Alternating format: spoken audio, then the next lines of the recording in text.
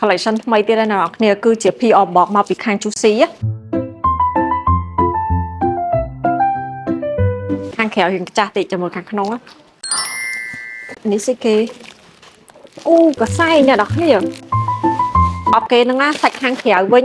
សាច់ដល់ដូចកម្មញីអញ្ចឹងនេះនឹងគេហៅគេកសែងបងកកសែងក្រាតុកសែងបងកចេះញ៉ាំទៅហាហ្នឹងសិគេមួយពីរបើអូ my god ឡងឈរណាអ្នកគ្នា339ហ្នឹងហើយអា packaging ពណ៌ស3កាឈុក3ហើយនឹងពណ៌ប្រោន3 soft romance អូចាំមិនគេឡើងតុនអូត្រូវហើយគេប្រាប់បងថា marshmallow ណាអ្នកគ្នានេះដោយសារតែវាមានច្រើនពណ៌ពេកអញ្ចឹងខ្ញុំសុំ swatch 3ពណ៌នេះអញ្ចឹងពណ៌ទី1នេះគឺ packaging ពណ៌សអូក្រែមហ្នឹងគេថាក្រែមស្ងួតក៏ប៉ុន្តែពេលខ្ញុំលាបទៅនិយាយទៅ texture ក្រែមមួយហ្នឹងប្លែកខ្លាំងមែនតើអូអ្នកនរគ្នាក្រែមមួយនេះបើសិនជាណាគេដែលមាត់ប្រេះខ្លាំងគឺប្រើត្រូវហ្មងអ្នកនរគ្នាដោយសារតែវាមានសំណើមលឿនហ្នឹងហ្មងអូយពណ៌លេខ10នេះហ្នឹងស្អាតហ្មងសាច់វាឡើងតុនអាលាចូលសាច់មាត់យើងហ្មងអ្នកនរគ្នាជាមួយខ្ញុំសើចឡើង smooth ហ្មង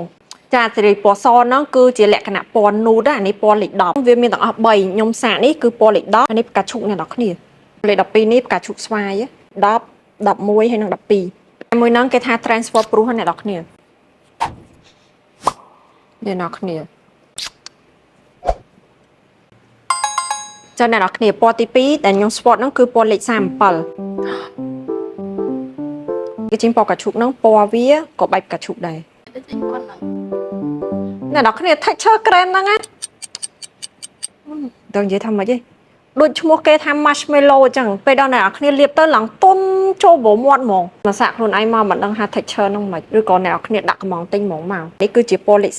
30អូពណ៌នេះពេលធៀបគ្នាទៅមិនដឹងថានេះស្រស់សាហាវនេះពណ៌39ណាគេឆ្លាញ់ក្រហមយកពណ៌លេខ39ទៅត្រូវហើយពណ៌លេខ39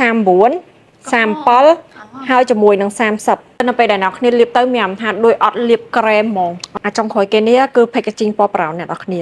ពណ៌ដិតពណ៌ដែលខ្ញុំសាកហ្នឹងគឺពណ៌លេខ98អូមែនតា texture វាដូរចុះនៅពេលដែលអ្នកគ្នាលាបដំបូងមានអារម្មណ៍ថាវាហ្នឹងតាក់តែពេលដល់អ្នកគ្នាញីទៅ texture វាហ្នឹងទៅជារៀងដូចម្សៅប្លើអូពណ៌98នេះស្អាតរបស់គេមែនចាំមកគេ best seller ក្រែមមួយនេះខ្ញុំគិតថាចេះបើសិនជាអ្នកគ្នាបានតេស្តលើប្រព័ន្ធអ្នកគ្នាឬក៏បានប៉ះនៅលើដៃបន្តិចគឺអ្នកនរគ្នានឹងទិញតែម្ដងដោយសារតែ texture វាគឺប្លែកស្រាលហើយវាអាលាចូលប្រព័ន្ធមាត់យើងហ្មងអ្នកនរគ្នា smooth ហ្មងចឹងអាពួកប្រោនហ្នឹងក៏មាន3ពណ៌ដែរ90 95ហើយនិង97ដល់សិន marshmallow ទាំងអស់វាមាន9ពណ៌ហ្នឹងអាចឲ្យអ្នកនរគ្នាចូលយកបានចឹងវីដេអូមួយហ្នឹងគឺមានតែប៉ុណ្្នឹងឯងអរគុណបាយបាយ